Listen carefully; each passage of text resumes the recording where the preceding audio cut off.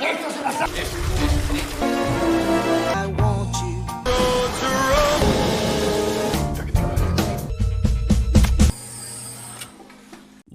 Dear रॉकर्ड्स। आज हम देखने वाले हैं the heist of the century.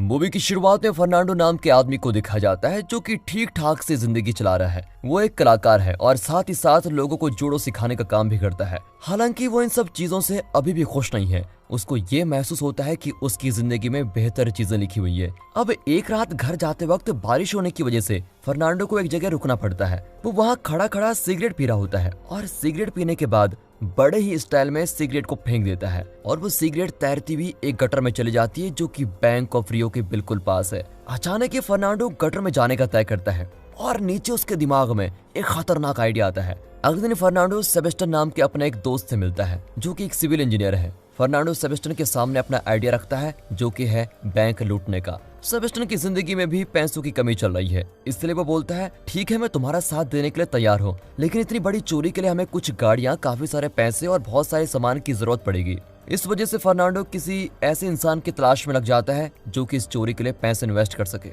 इसके लिए वो अपने एक दूसरे दोस्त से मिलता है जिसका नाम डिबाउजा है। हालांकि जल्दी डिबाउजा बताता है कि उसके पास भी आजकल पैसों की कमी चल रही है, लेकिन तभी डिबाउजा बोलता है तुम मेरे दोस्त मारियो से मिल सकते हो जो कि एक चोर है और मेरे हिसाब से वो तुम्हें पैसे जरूर दे देगा। अगले सीन में मारियो दिखाया जाता है जो कि रात के समय किसी ऑफिस में चोरी करने पहुंचा है। वो बड़ी आसानी से तिजोरी में रखे पैसे निकाल रहा है और पूरी चोरी के दौरान वो थोड़ा सा भी नहीं घबराता। और इस तरह हमें पता चलता है कि मारियो के लिए ऐसी छोटी मोटी चोरियां बच्चों का खेल है। अगले सीन में फर्नांडो मारियो से एक कैफे में मिलता है और अपना चोरी वाला आइडिया उसको बताता है। शुरू में तो मारियो इस चोरी के लिए नहीं मानता, लेकिन फर्नांडो बोलता है अगर हमारी चोरी ठीक से हो गई तो तुम्हें पूरी जिंदगी चोरी करने की जरूरत नहीं पड़ेगी। ये बात सुनकर मारियो चोरी करने के लिए मान जाता है और अब फर्नांडो उस जगह पर जाता है जहाँ वो शुरू में सिगरेट पी रहा था। फिर वो नापने वाली टेप को बैंक के बाहर बने गटर में डालता है और साथ ही साथ वो मारियो को भी गटर में भेज देता है जिससे वो गटर की गहराई नाप सके। कुछ अपने हिसाब किताब लगाने के बाद फर्नांडो बताता है कि हम लोग करोड़पति बनने से केवल 18 मीटर की दूरी पर हैं। अगले सीन में फर्नांडो, मारियो और डिबाउजा मिलकर इस बारे में बात कर रहे होते हैं कि उन्हें चोरी के लिए आगे क्या करना चाहिए। वो लोग तय करते हैं कि वो गटर के अंदर से बैंक में जाने के लिए एक सुरंग बनेंगे, लेकिन तभी ये बात भी पता चलती है कि बैंक के सभी कमरों में मोशन सेंसर लगे हुए हैं। हालांकि फर्नांडो बोलता है कि मैंने पता लगा लिया है वो मोशन सेंसर किसी तरह की हलचल पर नहीं चलते हैं, वो सिर्फ तापमान में आने वाले बदलाव को ही पकड़ सकते हैं। इसलिए फर्नांडो ने एक ऐसा सूट बनाया है जिसकी मदद से वो अपने शरीर का तापमान काबू में रख सकते हैं। अब फर्नांडो बोलता है मुझे इन छोटी चीजों की टेंशन इतनी नहीं है, मुझे तो इस बात की चिंता है कि हम बैंक में बनी तिजोरियों को कैसे खोलेंगे। इसीलिए सभी लोग तय करते हैं कि वो अगले दिन बैंक की ज्यादा जांच करेंगे ताकि वो इस मुसीबत का कोई हल निकाल पाए। अब फर्नांडो बैंक के पीछे बनी पार्किंग वाली जगह की फोटोज लेता है और इसके बाद सेबेस्टियन के साथ बैंक में चला जाता है। सेबेस्टियन इस बात का बहाना कर रहा होता है कि वो बैंक में एक अकाउंट खोलना चाहता है और इस सब के दौरान फर्नांडो बैंक के अंदर की फोटोज ले रहा होता है। बदकिस्मती से उसको ऐसा करते हुए पकड़ भी लिया जाता है। फर्नांडो भागने की कोशिश करता है लेकिन उसको पहरेदारों ने घेर लिया है। फिर वो फर्नांडो को लेकर बेसमेंट में चले जाते हैं और वहां उसको सवाल जवाब करने लगते हैं, लेकिन हमें हैरान कर दिया जाता है क्योंकि अब जाकर पता लगता है कि ये सब फर्नांडो का ही प्लान था। फर्नांडो इस मौके का इस्तेमाल करता है ताकि वो लॉकर रखने वाले कमरों को बड़ी ध्यान से देख सके और इस सब के दौरान पहरेदार फर्नांडो की सभी चीजों की जांच करते हैं, लेकिन उनको कुछ भी नहीं मिलता। इसलिए फर्नांडो को ना चाहते हुए भी छोड़ना पड़ रहा है उन्हें। तभी पता चलता है कि फर्नांडो के पकड़े जाने से पहले ही उसने कैमरे का मेमोरी कार्ड अलग कर दिया था, इसलिए पहरेदारों को कैमरे में कुछ भी नहीं मिलता। अब बाद में फर्नांडो और सेबेस्टियन मिलकर बैंक का नक्शा बना रहे होते हैं। सभी नक्शे या तो उन दोनों की दिमाग की मदद से बने हैं या फिर पिक्चर्स की मदद से नक्शे को पूरा किया गया होता है। अब फर्नांडो एक प्लान बनाता है जिसकी मदद से वो लोग एक छोटे कमरे से होते हुए बैंक में पहुंच जाएंगे। इसके बाद वो एक साइकिल की मदद से गटर और बैंक के बीच की दूरी का पता लगा रहे होते हैं। ऐसा करने के लिए वो देख रहे हैं कि साइकिल का टायर कितने चक्कर लगा रहा है।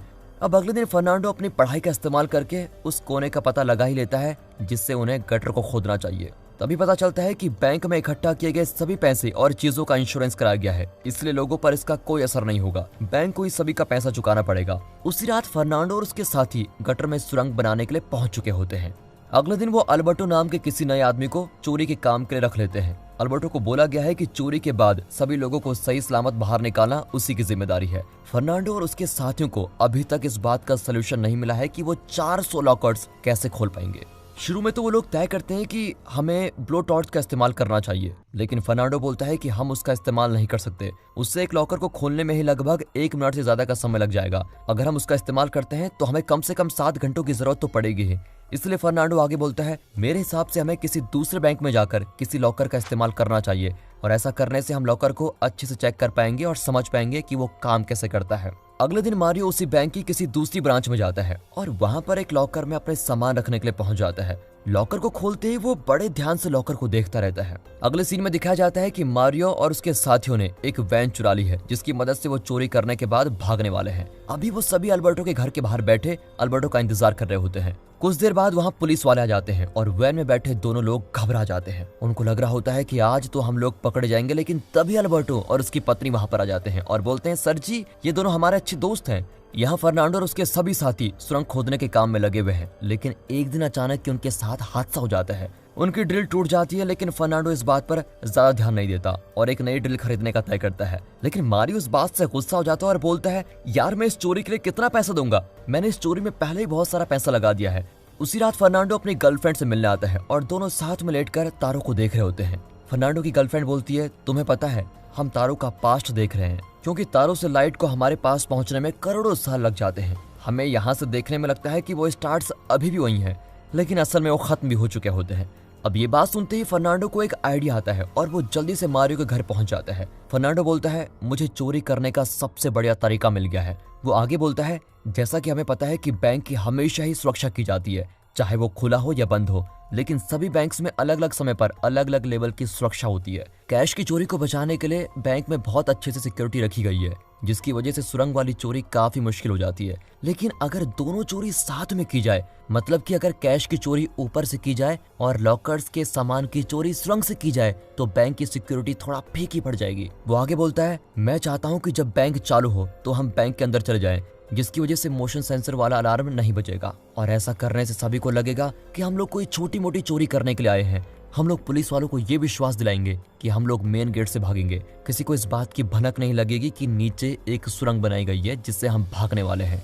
ये सब सुनकर मारियो बहुत खुश होता है और उसको ये आइडिया बहुत ज्यादा पसंद आता है। अब अगला सीन चोरी वाले दिन का दिखाया जाता है। सभी लोग अपनी उंगलियों के निशान छुपाने के लिए अपनी उंगलियों पर ग्लू लगा रहे होते हैं। सेबेस्टियन गटर के पास ही उतर जाता है और अपने काम के लिए निकल जाता है। दूसरी तरफ फर्नांडो और बाकी लोग बैंक के अंदर जाते हैं और फिर अपने चेहरों पर मास्क लगा लेते हैं। इसके कुछ देर बाद ही मारियो और डेबाउजा पहली मंजिल पर चले जाते हैं और दूसरी तरफ फर्नांडो और अल्बर्टो नीचे वाली मंजिल पर हमला कर देते हैं। वो लोग अपने हथियार निकालते हैं और बैंक में आए सभी लोगों को नीचे लेट जाने को बोलते हैं। एक पहरेदार सीसीटीवी वाले कमरे में बैठा हुआ ये सब कुछ देख रहा होता है और जल्द ही पुलिस को बता देता है कि बैंक पर हमला हुआ है। तभी पता चलता है कि फर्नांडो पुलिस वाले और कमरे में बैठे सिक्योरिटी गार्ड की सारी बात को वॉकी टॉकी पे सुन रहा होता है। मारियो बैंक में काम करने वाले से एक बैग में पैसे भरने को बोलता है। दूसरी तरफ अल्बर्टो पार्किंग का गेट बंद करने चला जाता है और थोड़ी देर में पुलिस बैंक के बाहर पहुंच जाती है और ये देखकर फर्नांडो एक आम आदमी को पकड़ लेता है और उसके ऊपर अपनी बंदूक रख लेता है। वो पुलिस वालों को धमकी देते हुए बोलता है, अगर तुम में से कोई भी अंदर आने की कोशिश करेगा तो मैं इस आदमी को जान से मार दूंगा। अब फर्नांडो वापस से बैंक में पहुंच जाता है और अपने सभी साथियों को बताता है कि उनके मिशन का पहला हिस्सा पूरा हो चुका है। अब ये बात सुनते ही मारियो एक औरत को पकड़कर सीसीटीवी वाले कमरे में बैठे पहरेदार को बोलता है, अगर तुम हमारे सामने नहीं आओगे तो हम इस औरत को जान से मार देंगे। ना चाहते हुए भी सिक्योरिटी गार्ड को बाहर आना ही पड़ता है। मारियो उसकी बंदूक और मोबाइल फोन ले लेता है और फिर इस गार्ड को बाहर भेज देता है। अब बैंक के सभी कैमरास को बंद कर दिया गया है। फर्नांडो एक छोटे से कमरे में जाता है और वहां रखी एक चीज को धक्का मार के एक तरफ करता है।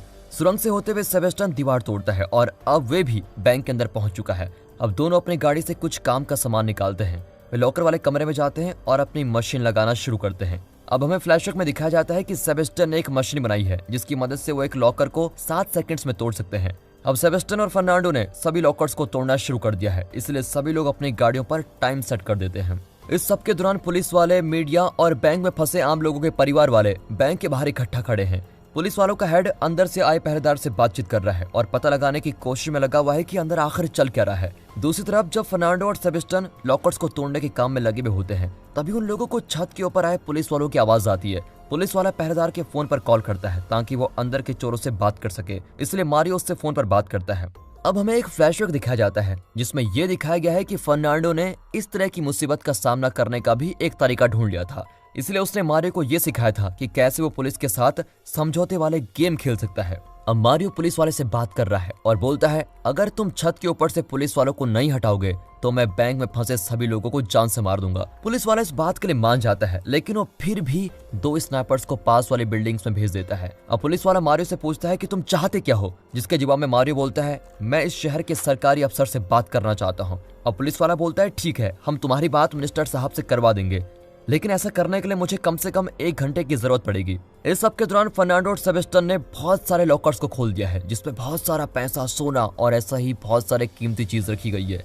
बाहर पुलिस इस चोरी को समझने की कोशिश कर रही है कि आखिर ये कर क्या रहे हैं अंदर। उनके हिसाब से बैंक में जाने के 2 ही रास्ते हैं, या तो वो लोग मेन गेट से जा सकते हैं या फिर पार्किंग वाले लॉट के रास्ते। लेकिन पुलिस वालों को इस बारे में बिल्कुल भी नहीं पता कि बैंक में बंदी बनाए लोगों को कहाँ रखा गया है। पुलिस वालों को तो अभी भी यही लग रहा है कि यह सिर्फ एक छोटी मोटी चोरी है। कुछ देर बाद पुलिस कैप्टन दोबारा मारियो से कॉल पर बात करता है और बोलता है, तुम अपने आप को हमारे हवाले कर दो वरना तुम बच नहीं पाओगे। वो आगे बोलता है कि वैसे भी तुम लोगों ने कोई नुकसान नहीं पहुंचाया है, इसलिए हम तुम लोगों को बड़ी सजा नहीं देंगे। पुलिस वाला साथ ही साथ बोलता है कि मैं तुम लोगों के लिए एक वकील का इंतजाम भी कर लूंगा और तुम जल्दी छूट जाओगे। जिसके जवाब में मारियो बोलता है, मैं इस बात को अपने साथियों के सामने रखूंगा और उसके बाद ही कोई जवाब दूंगा। अब तक फर्नांडो और सेबेस्टियन ने बहुत सारे लॉकर्स तोड़ दिए हैं और दूसरी तरफ पुलिस बाहर खड़ी है जो कि कुछ भी नहीं कर पा रही है। अचानक ही बैंक में पकड़े हुए आम लोगों में से एक बूढ़ी औरत का फोन बजता है। वो बताती है कि आज मेरा जन्मदिन है। अब मारियो उस आंटी को जन्मदिन की बधाई देता है और डिबाउजा किसी दूसरे बंदी से चॉकलेट लेकर आंटी को देता है।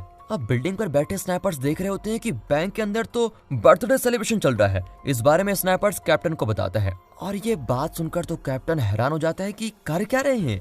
अब जन्मदिन के गिफ्ट के तौर पर मारियो बूढ़ी औरत को बाहर भेज देता है। अब मारियो खिड़की के साथ खड़ा होता है और पुलिस वालों से बात करने लगता है।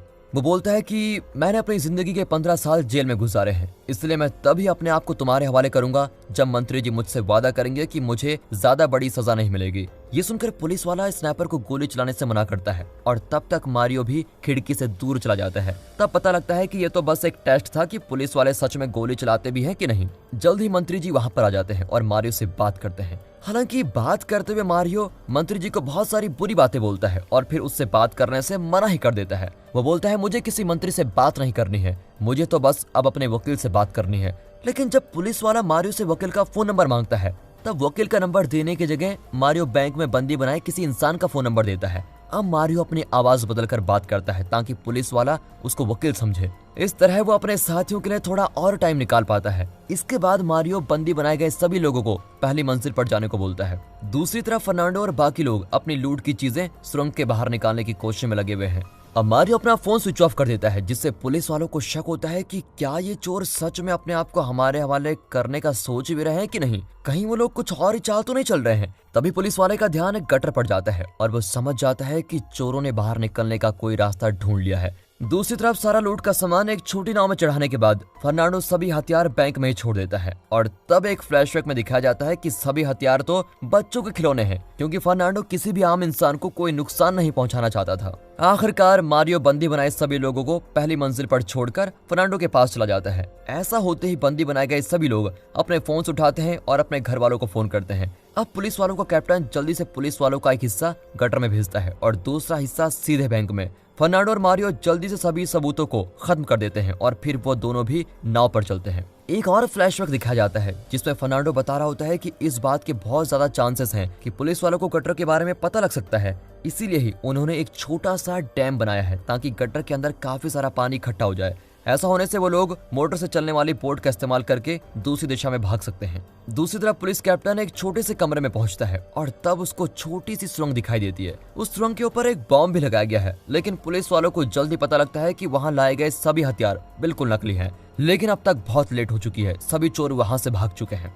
अब फर्नांडो और उसके साथी अपनी लूट का सामान लेकर बाहर जाते हैं और आखिर में अपनी सभी गाड़ियों को जला देते हैं। सभी अल्बर्टो के घर जाते हैं और लूट का सारा सामान एक दूसरे में बराबर बांटते हैं। और अब दिखाया जाता है कि काफी महीने गुजर चुके हैं और सभी चोर अपनी जिंदगी के सबसे मजेदार दिन गुजार रहे हैं। लेकिन एक दिन अल्बर्टो की पत्नी को पता लग जाता है कि अल्बर्टो का किसी औरत के साथ चक्कर चल रहा है। उसकी पत्नी इस बात से इतने गुस्सा हो जाती है कि वो पुलिस वालों के पास जाकर बता देती है कि बैंक में चोरी में मेरे पति का हाथ था। इसकी वजह से एक के बाद एक करके सभी चोरों को गिरफ्तार कर लिया जाता है। अब 7 महीने के बाद का सीन दिखाया जाता है। फर्नांडो को जेल से छोड़ दिया गया है और मारियो किसी लग्जरी गाड़ी के साथ खड़ा हुआ फर्नांडो को स्वागत करता है। अब पता लगता है कि फर्नांडो ने इस मुसीबत का सामना करने के लिए भी प्लान बनाया था कि अगर उनको कभी पुलिस पकड़ लेगी तो उन्हें क्या करना होगा। उसने जानबूझकर ये बोला था कि वो सभी नकली हथियारों का इस्तेमाल करेंगे और इस वजह से उन लोगों को बड़ी सजा नहीं मिली है। फर्नांडो ने साथ ही साथ ये भी सोचा था कि वो लूट का कुछ हिस्सा छुपा कर रख लेंगे। उसने ऐसा इसलिए किया क्योंकि बैंक कभी भी लॉकर्स में रखी चीजों का कोई पेपर पर रिकॉर्ड नहीं रखता है।